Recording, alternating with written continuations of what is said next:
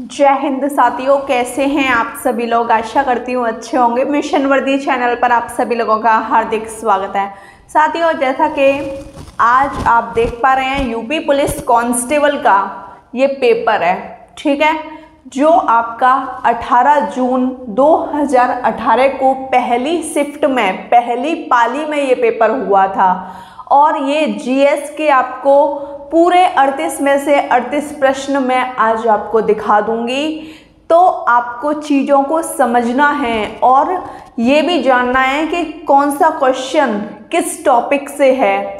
आप लिख लेना कि पॉलिटी के इतने क्वेश्चन हैं, ज्योग्राफी के इतने हैं, करंट के इतने हैं, फिर उसी हिसाब से 1-2 घंटे आप इन सब्जेक्टों में दे सकते हैं। और सबसे ज़्यादा मेहनत आपको मैथ में, रीजनिंग में और हिंदी में करनी है, क्योंकि ये तीनों सब्जेक्ट अगर आपके पक्के हैं तो आपका सिलेक्शन 90% हो जाएगा, ठीक है।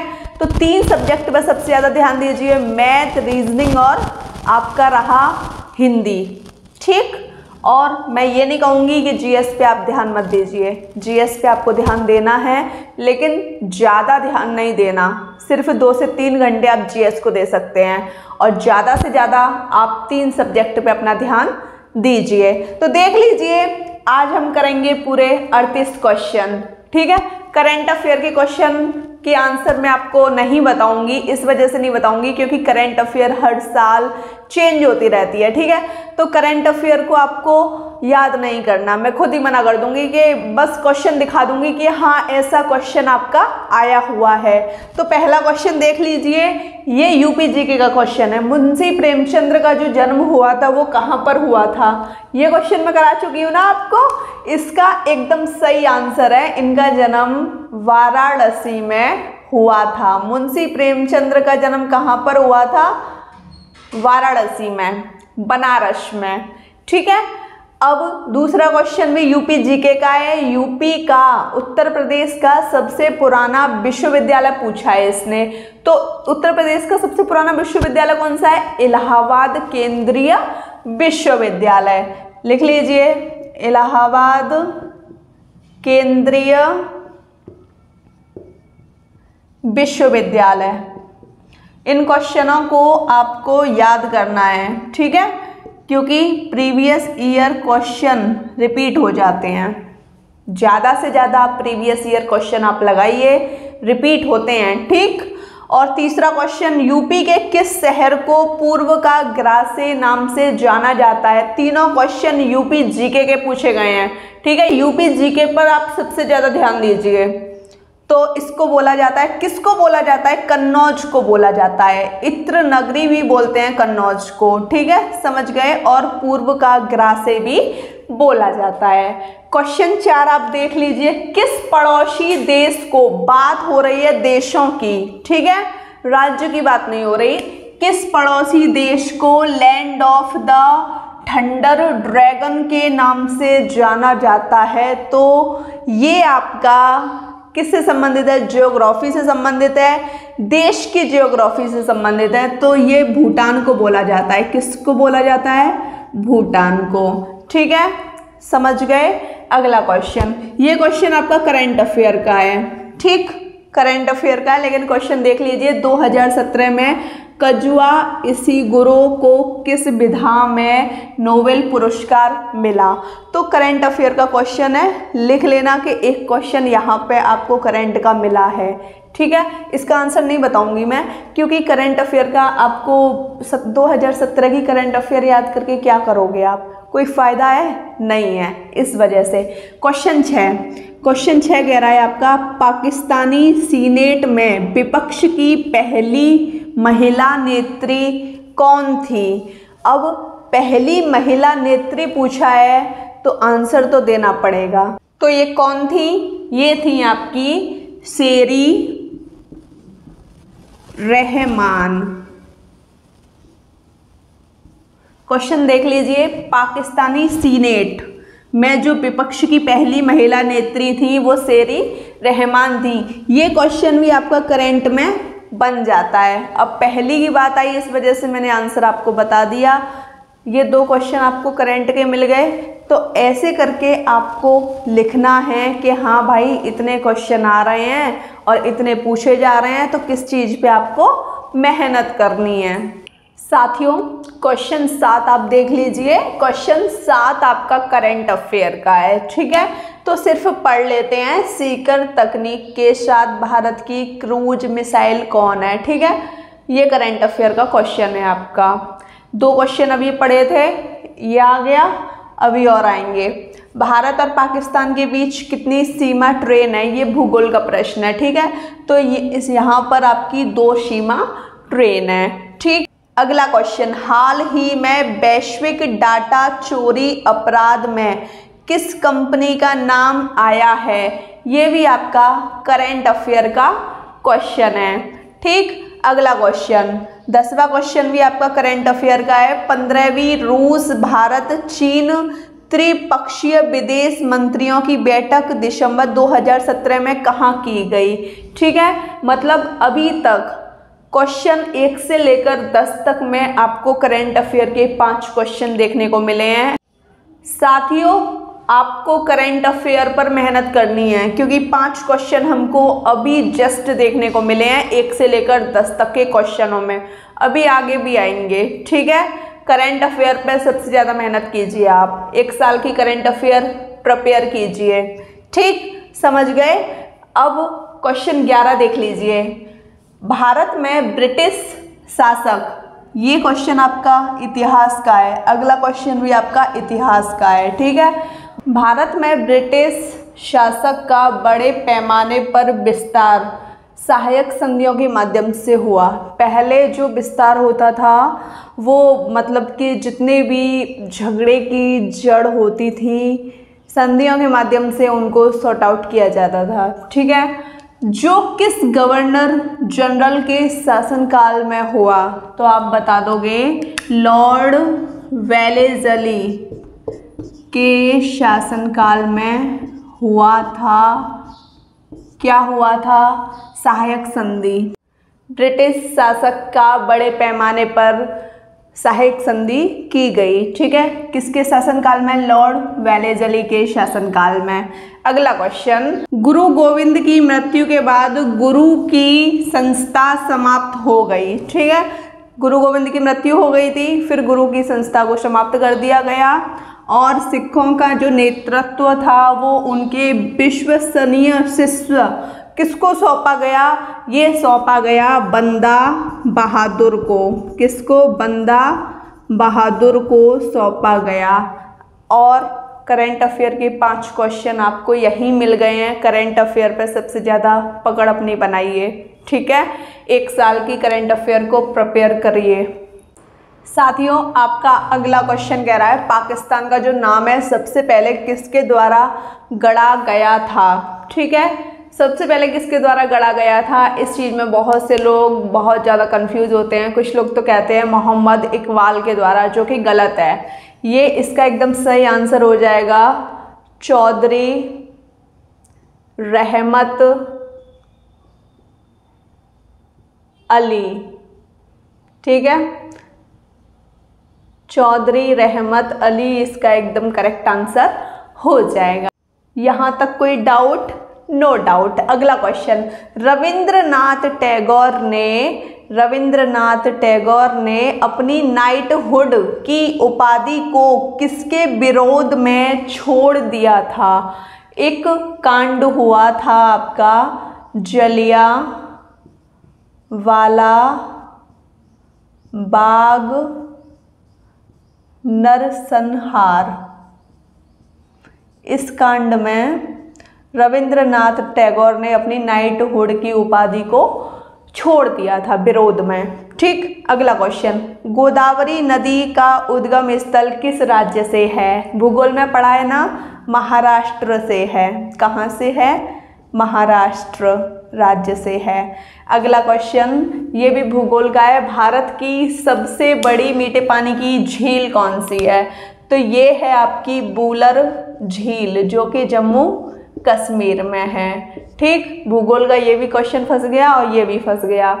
तभी तो कहते हैं अगर हम कुछ भी अच्छी तरीके से पढ़ते हैं तो फंसता है, ठीक। अगला क्वेश्चन, भारतीय संविधान में कानून बनाने की निर्धारित प्रक्रिया काफ़ी हद तक किस संविधान से ली गई है? तो ये जापान के संविधान से ली गई है काफ़ी हद तक कानून बनाने की प्रक्रिया।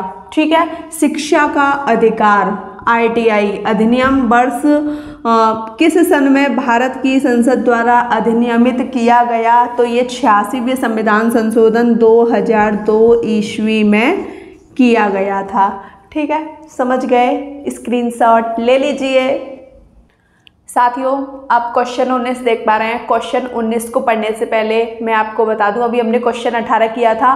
क्वेश्चन 18 में 82वें संविधान संशोधन 2002 में शिक्षा के अधिकार को अच्छी तरीके से पारित किया गया था, लेकिन उसने भारत में अधिनियम को कब पारित किया गया था ये पूछा है, तो उस क्वेश्चन को मैं आपको सबसे लास्ट में करा दूंगी। ठीक है, तो आप क्वेश्चन 19 अच्छी तरीके से देख लीजिए। महाराजा सवाई जयसिंह, इनको हम बोलते हैं जयसिंह द्वितीय, ने एक खगोलीय वेधशाला स्थापित कहाँ की? ठीक है, 4 ऑप्शन थे, उसमें से एक टिक लगाना था, लेकिन इन्होंने 4-5 स्थानों पर स्थापना की थी, तो मैं बता देती हूँ। उज्जैन, वाराणसी, जयपुर, दिल्ली, मथुरा। यहाँ पर इन्होंने वेधशालाओं की स्थापना की थी। अब आपका अगला क्वेश्चन है, यूनिवर्सल कार्यक्रम की टीकाकरण के रूप में केंद्रीय स्वास्थ्य मंत्रालय ने किसके विरुद्ध दोहरे संरक्षण के लिए एकल टीके का शुभारंभ किया? तो ये खसरा और रूबेला के लिए केंद्रीय स्वास्थ्य मंत्रालय ने दोहरे संरक्षण के लिए एकल टीके का शुभारंभ किया। ठीक है, अगला क्वेश्चन है, 2011 की जनगणना के अनुसार यूपी के किस जिले की जनसंख्या सबसे ज़्यादा है? तो यूपी जीके में पढ़ा है ना बहुत अच्छी तरीके से। इलाहाबाद की जो जनसंख्या है 2011 की जनगणना के अनुसार वो सबसे ज़्यादा है। ठीक है, अगला क्वेश्चन, किस रियासत ने 1947 में पाकिस्तान में मिलने की घोषणा की थी, लेकिन बाद में जनमत संग्रह के बाद इसे भारत में शामिल होने के लिए मजबूर होना पड़ा? तो ये कौन सा रियासत था? तो ये था आपका जूनागढ़। ठीक, हिस्ट्री का क्वेश्चन है, ये आपका पॉलिटी का भी बन जाता है, ये पॉलिटी का भी है। ठीक है, हिस्ट्री पॉलिटी, ज़्यादा से ज़्यादा ये पॉलिटी में पूछा जाता है ये वाला क्वेश्चन। ठीक है, ये आपका बायोलॉजी का है, ये हिस्ट्री का है, ये यूपी जीके का है। देख लो सब कुछ आ गया। ये आपका भूगोल का है। ठीक है, ये वाला क्वेश्चन आप पढ़ चुके हो भूगोल में। किस भारतीय राज्य में कर्क रेखा नहीं गुजरती? राजस्थान से गुजरती है, त्रिपुरा से गुजरती है, मिजोरम से गुजरती है, उत्तर प्रदेश से नहीं गुजरती। ठीक है साथियों, अब आपका क्वेश्चन 24 कह रहा है, निम्नलिखित भारतीय राज्यों में से किस राज्य में द्विसदन विधानमंडल नहीं है? उत्तर प्रदेश में है, जम्मू कश्मीर में है, कर्नाटक में है, तमिलनाडु में 2 सदन वाला विधानमंडल नहीं है। ठीक है, अगला क्वेश्चन, भारत की संविधान सभा की संघ शक्ति समिति के अध्यक्ष कौन है? तो ये हैं जवाहरलाल नेहरू। कौन है? जवाहरलाल नेहरू। अगला क्वेश्चन, प्राचीन गणित पुस्तक, ये क्वेश्चन आपका संविधान का है, ये भी संविधान का है। ठीक है, संविधान के लगातार 2 से 3 आपको कम से कम 4 से 5 क्वेश्चन देखने को अवश्य मिल जाएंगे। ठीक है, समझ गए ना? ये क्वेश्चन आपका इतिहास का है। प्राचीन गणित पुस्तक गणित सार संग्रह किसके द्वारा लिखी गई? तो ये लिखी गई महावीराचार्य के द्वारा। किसके द्वारा? महावीराचार्य के द्वारा लिखी गई आपकी पुस्तक गणित सार संग्रह। ठीक, अगला क्वेश्चन कह रहा है, किसने एक पुस्तक अनलीशिंग इंडिया लिखी है, जो बताती है कि भारत 25 से 30 वर्षों में महाशक्ति कैसे बन सकता है। ठीक है तो ये क्वेश्चन आपका करंट का है, लेकिन बात 25 से 30 वर्षों की हो गई है, इस वजह से ये हमको याद रखना है। ये लिखा है बीरप्पा मोइली ने। किसने? बीरप्पा मोइली ने। ठीक, अगला क्वेश्चन, ये भी आपका करंट का क्वेश्चन है। करंट के 5 क्वेश्चन वहाँ मिले थे, 2 क्वेश्चन ये मिल गए, 7 क्वेश्चन मिल गए। ठीक है, दिसंबर 2016 में भारतीय रेल ने आनंद विहार और किसके बीच पहली हमसफर श्रेणी ट्रेन की शुरुआत की? तो ये आनंद विहार से गोरखपुर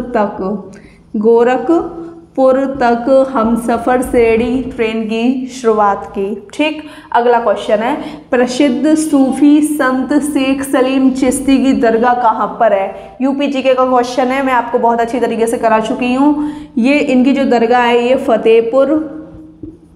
फतेहपुर सीकरी में है। ठीक है, समझ गए? साथियों, आपका क्वेश्चन 30 कह रहा है हिमालय का तीसरा सबसे बड़ा शिखर कौन सा है? तो ये है आपका माउंट कंचनजंगा। ठीक है, भूगोल के भी आपको 4 से 5 क्वेश्चन देखने को मिल गए हैं अच्छे खासे, जो कि आपको आते हैं। ठीक है, हिमालय का तीसरा सबसे बड़ा शिखर माउंट जंगा। अगला क्वेश्चन यूपी जीके का है, यूपी का राजकीय फूल कौन सा है? पलास। कौन सा है? पलास।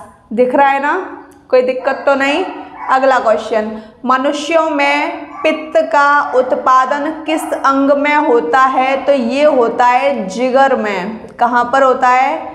जिगर में। अगला क्वेश्चन, राष्ट्रीय मानवाधिकार आयोग भारत कब आया? तो ये 1993 ईस्वी में भारत आया था। मानवाधिकार आयोग के पहले अध्यक्ष, वर्तमान अध्यक्ष, ये आपको याद होने चाहिए। ठीक, अगला क्वेश्चन, कौन सा रोग फफूंद के कारण होता है? 4 ऑप्शन इसमें दिए गए थे, लेकिन मैं लिख नहीं पाई हूँ। इसका आंसर हो जाएगा दाद जो होता है वो फफूंद के कारण होता है। अगला क्वेश्चन, ये आपका करंट अफेयर का क्वेश्चन है, आपको दिखाने के लिए लिख दिया है। करंट अफेयर के अब तक आपके 8 प्रश्न आ चुके हैं। ठीक है, 8 दूनी 16 नंबर आपके पक्के हो जाएंगे करंट अफेयर के। आप 1 साल की करंट अफेयर पढ़ लेना। 2018 में पेपर हुआ था, 2016 से 17।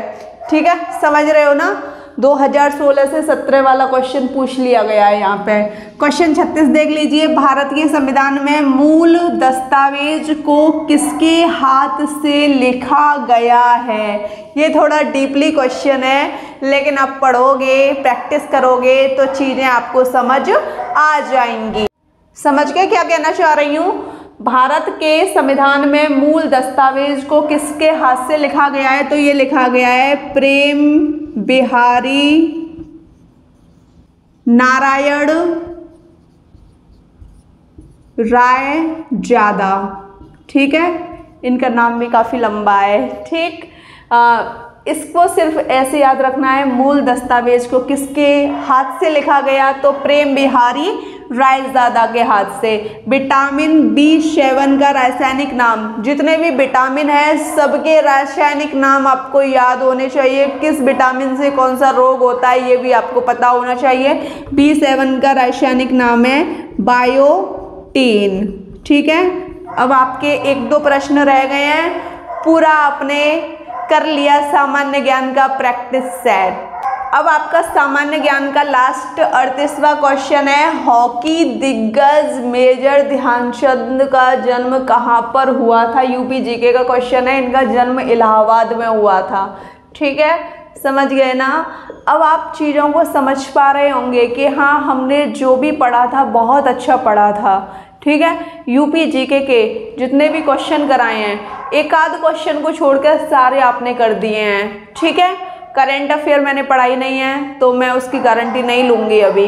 और ज्योग्राफी जितनी भी पढ़ाई है पूरी आपने कर दी है ज्योग्राफी।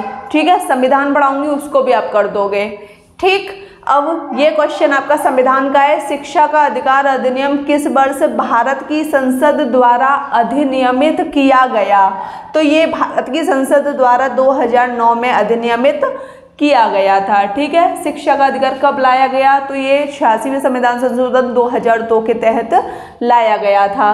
तो देखो करंट अफेयर पे अपनी पकड़ बना लीजिए। करंट अफेयर के आपने 8 क्वेश्चन अभी जस्ट देखे हैं। ठीक है, मैंने आपको दिखाए हैं, आपने देखे हैं। यूपी जीके के 6 से 7 क्वेश्चन, 6 से 7 क्वेश्चन आपने देखे हैं। और पॉलिटी के 5 क्वेश्चन आप लेकर चलिए, 6 क्वेश्चन भी हो सकते हैं।